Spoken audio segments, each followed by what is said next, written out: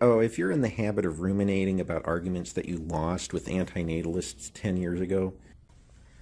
So, somebody recently slandered Kirk Neville and claimed that he was going to Indonesia to preach to school kids, to preach to them antinatalism and ethalism and atheism, to Indonesian Muslim school children under the pretext of being an English teacher. And he does this without any evidence.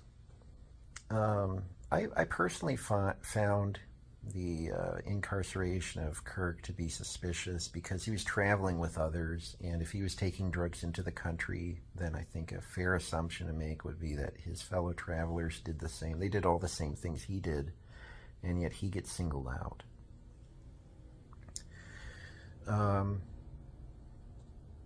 And so why is that? Why was he singled out?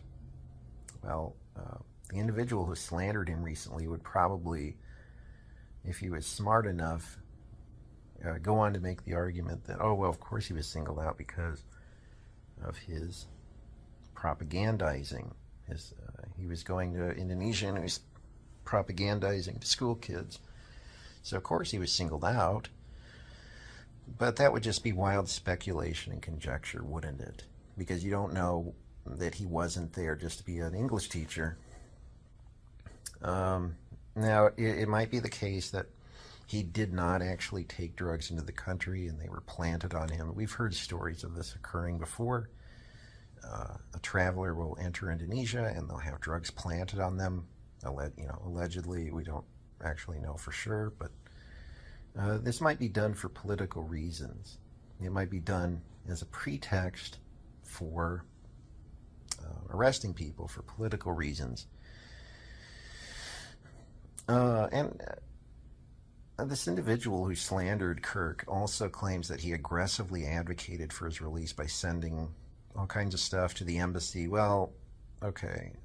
What I do know is that Amanda Sukanik, formerly Forever Wolf Films, drafted a letter, and it was digitally signed by various members of the YouTube community, the antinatalist community, and adjuncts or people adjacent to the community.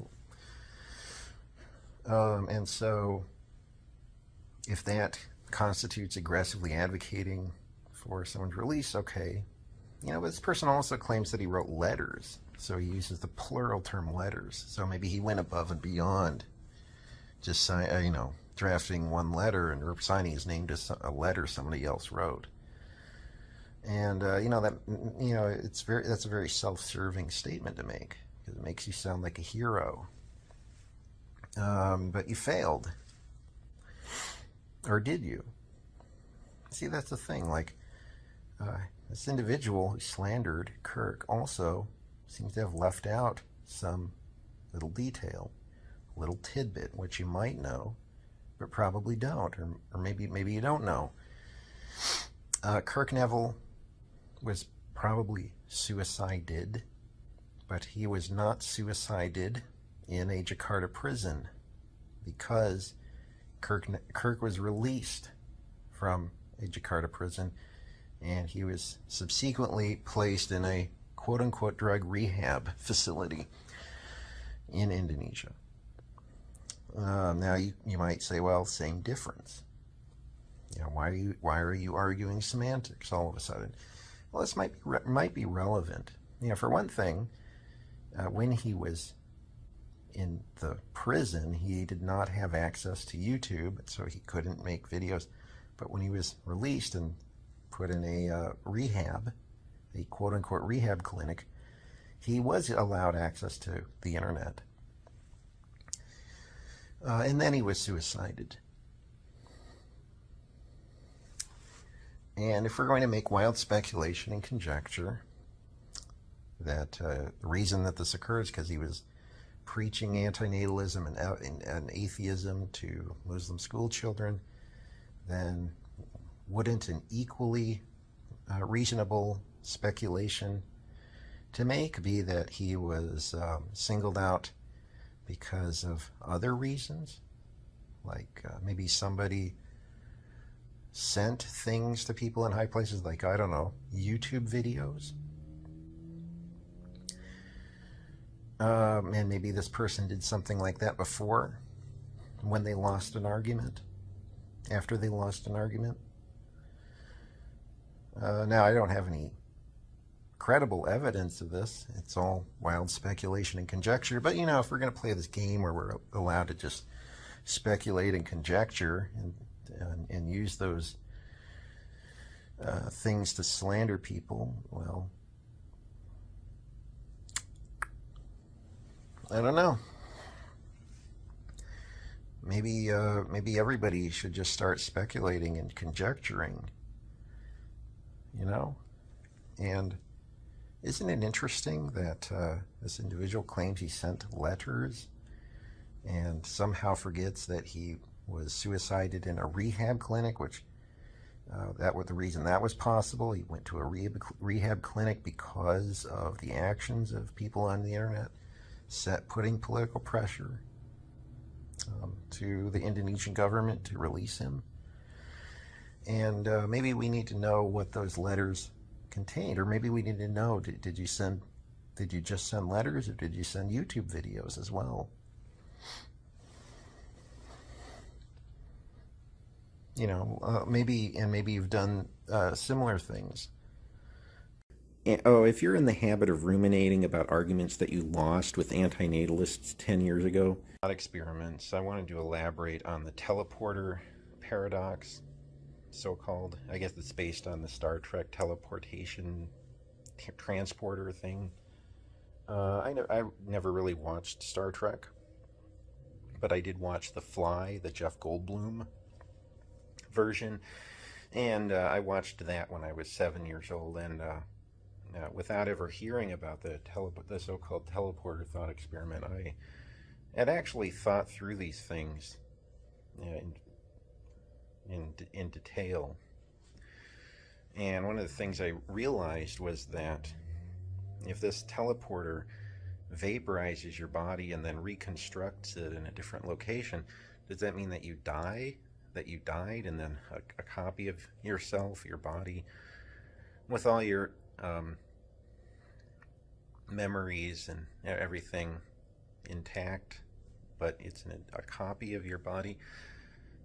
You can change the parameters of this teleporter a little bit. You could say, well, what if instead of vaporizing you, it just makes a copy of you, and then maybe your original body is shot in the head with a shotgun?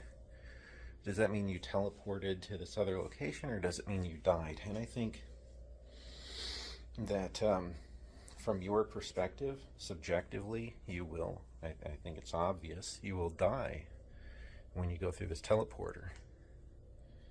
So, but that also raises the question, what happens when you are put under, when you go into surgery? Like, what exactly is the nature of you? Like, who are you? Are you your subjective experiences? And I think there's some philosopher on YouTube who says, well, yes, your genes, your memories, your everything about you, your body, that is part of what makes you you. But another part of what makes you you is this continuity of subjective consciousness. And so if that is suddenly ended, like in the case of a teleporter, hypothetical teleporter, then that's not really you, because you will die. And most people, I think, would agree. They're not going to agree to be teleported in the sense that they're not going to make a clone of their body with all their memories and then shot in the head. Most people would not agree to that, even if the payoff is you get to teleport yourself anywhere. But, you know, if that's true, what happens when you go under general anesthesia? Okay, or does that mean you die? But, like, you could change the thought experiment just a little bit and say, well, you have a tumor, and one way that we could treat this tumor is to put you under with general anesthesia, and you'll have no consciousness. You'll have basal brain function, so you can still breathe, your heart still beats, but you will be completely knocked out. And the success rate of this operation is 30%, or you can make it 10% or whatever. Okay, the other option is we clone your body, put you under general anesthetic, and then kill you. Just don't, give you a lethal dose of heroin, let's say. And the success rate is 100% with this procedure. So which one would you prefer? Most people would, and this brings out something that a philosopher would call, and not me, somebody a much better philosopher than me, I'm not a philosopher, would call subject-object dissonance, because it creates cognitive dissonance to think of yourself and your identity as an object. And in the case of the teleporter, yes, subjectively you will cease to exist. But then, maybe when you go under general anesthesia, you'll cease to exist. But then it also raises the question, what happens to you every second of your life, every moment of your life? Are you continuously dying? And if not, why? What's the difference between, you don't know what you can't possibly experience your own experiences 10 minutes from now or 10 seconds from now. Can you? And that raises the question, what does it mean? What does the will to life really mean?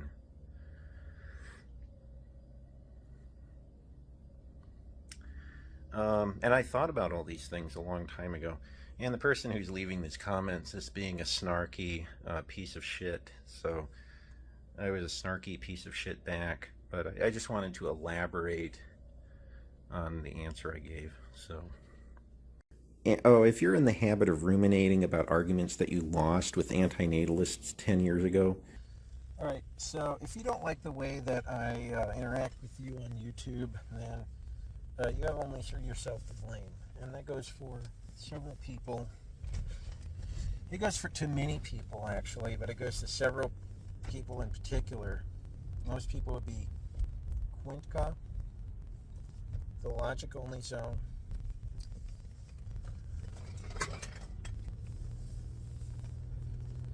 and Cringeosaurus. If you're in the habit of ruminating about arguments that you lost 10 years ago. Okay.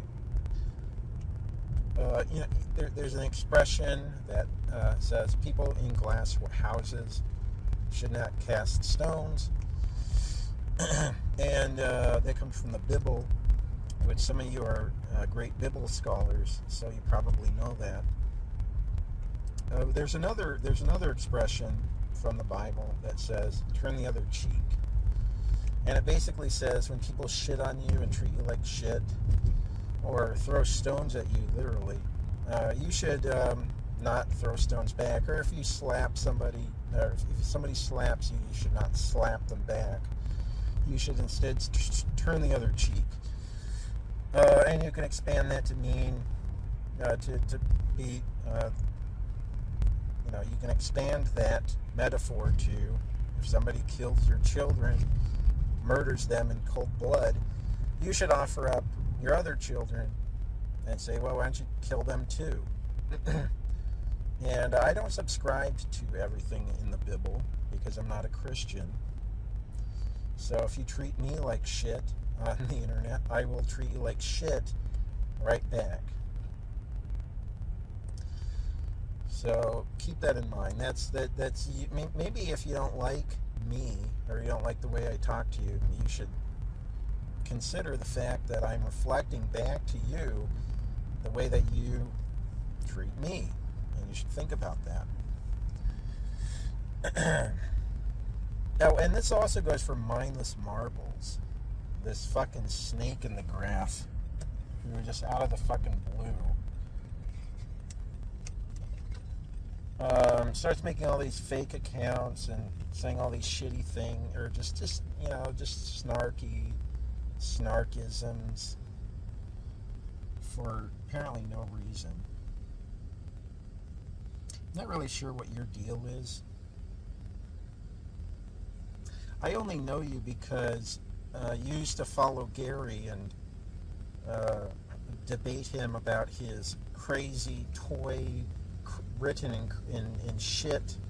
Like he's an insane person who wrote this insane theory in his own shit on the walls of his insane asylum.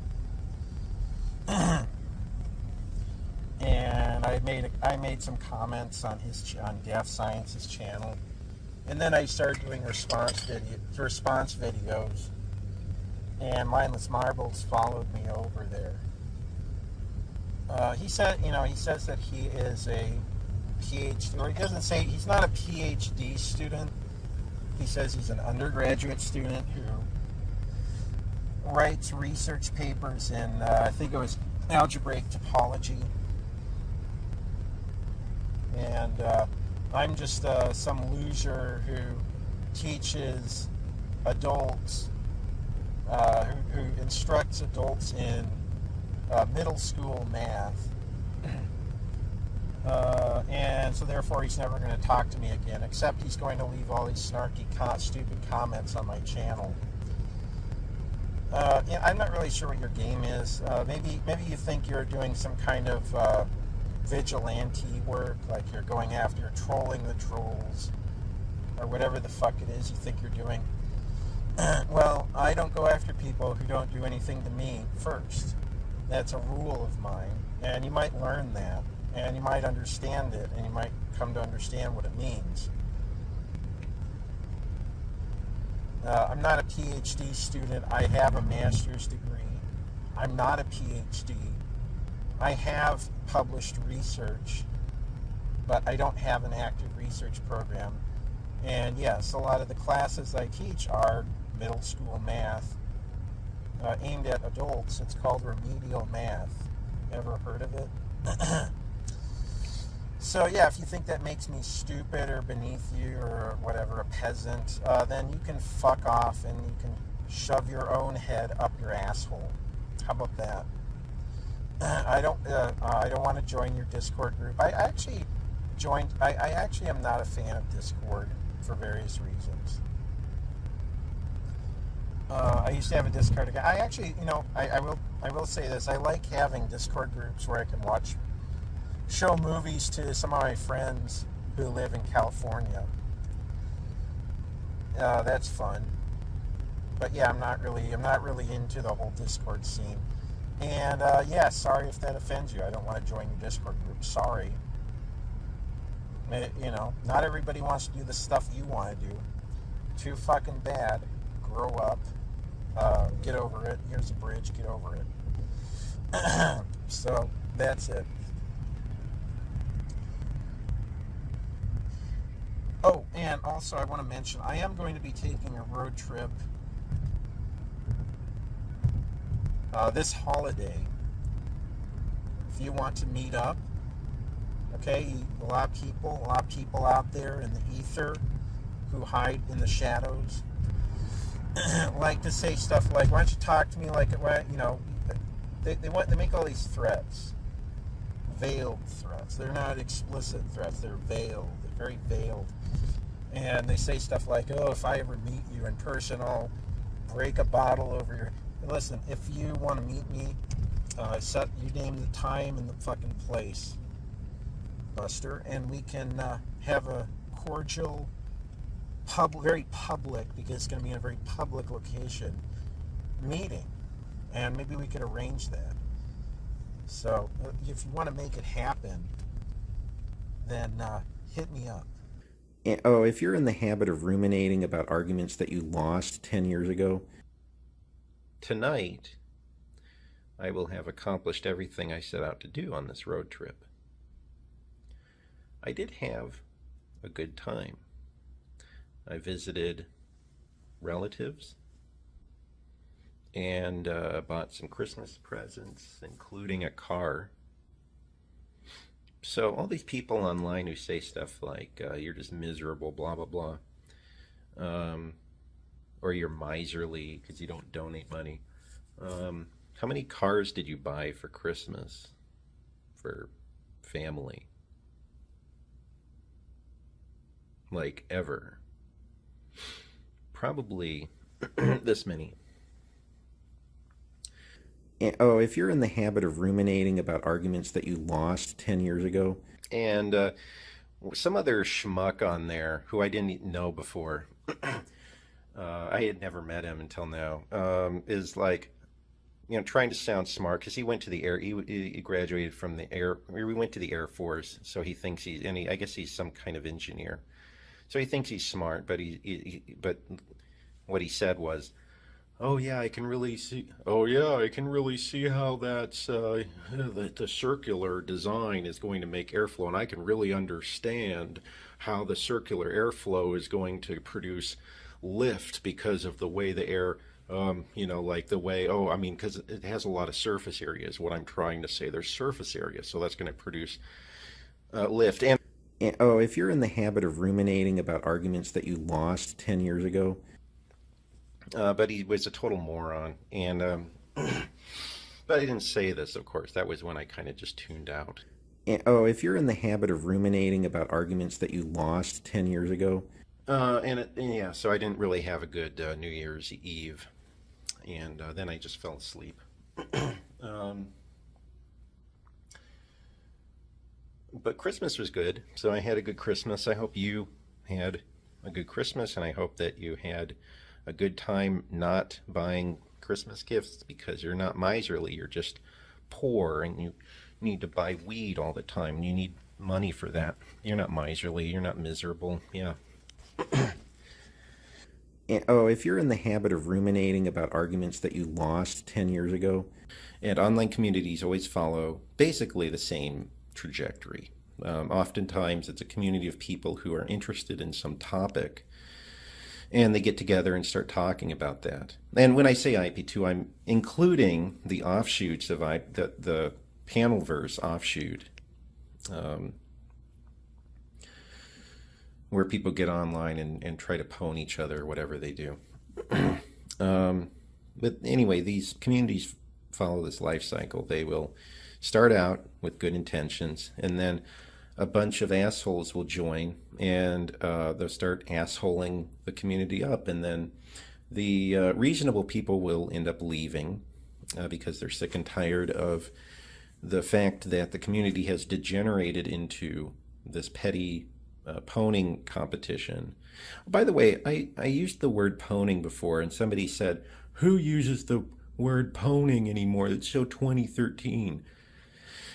I was using it ironically, so that doesn't really work, does it?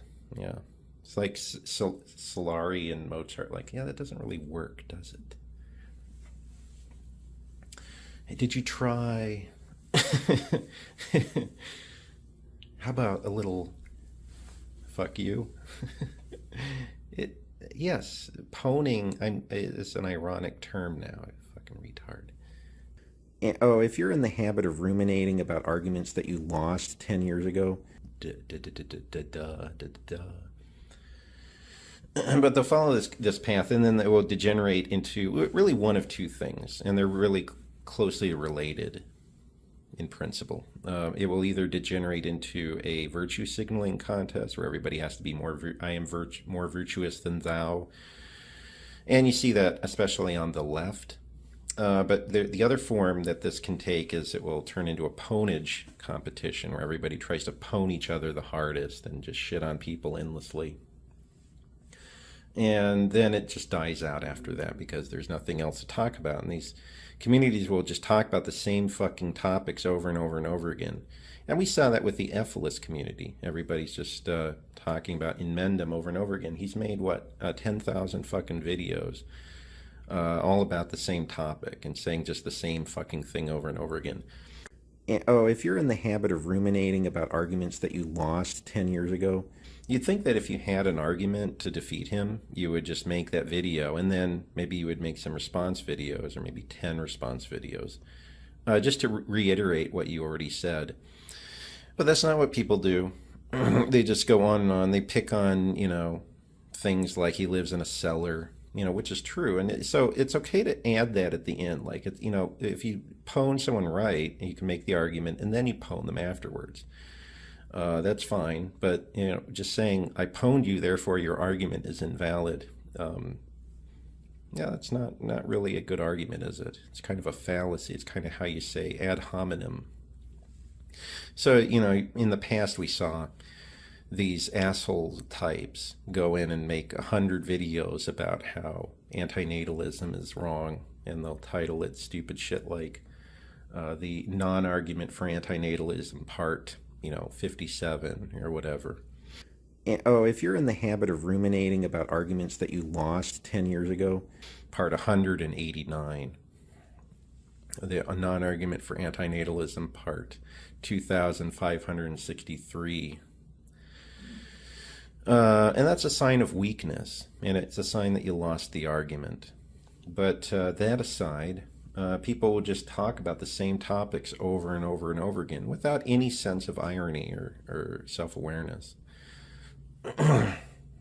Which is funny to me, but that's the life cycle of these communities, and IP2 is on its downward trajectory right now. Oh, if you're in the habit of ruminating about arguments that you lost 10 years ago on the internet, we're not going to have communities that are civil anymore. We're going to have, if we have any communities at all, they're just going to be pwnage competitions, and they're going to become more and more degenerate as time goes on, and eventually YouTube's just going to put a stop to that. They're going to update their TOS and say you're not allowed to, talk shit, any kind of shit at all about other people, because that's not the brand we want to cultivate, and that will be it. And it's kind of sad, but it's just the way things are. And we can thank people like Quinca for doing this, for making this possible, because when somebody tries to create a new community, like Fred did with You Doubled, or whatever it was he was doing, he gets doxxed and harassed and stuff like that. And they'll contact their employers and call them up and say all kinds of stuff. Oh, if you're in the habit of ruminating about arguments that you lost 10 years ago, and, of course it's legal to do that, but that doesn't mean that we should support it, or we should be okay with it. So, yeah, that's it. Moron. Oh, if you're in the habit of ruminating about arguments that you lost with antinatalists 10 years ago, then maybe you should consider the fact that the way you win arguments is by making rational arguments, not by attacking people's character. And if you want to see an example of a successful refutation of stupid arguments made by people who were in the antinatalist community on YouTube, you can go to Derived Energy's video titled "Making Pyrrha Look Foolish," and you can look through the comments section on that video. Moron. Oh, if you're in the habit of ruminating about arguments that you lost with antinatalists 10 years ago, and at least one of the comments is a successful refutation of one of the idiotic points made in the video. So you can live vicariously in the past through me. Moron. Oh, if you're in the habit of ruminating about arguments that you lost with antinatalists 10 years ago,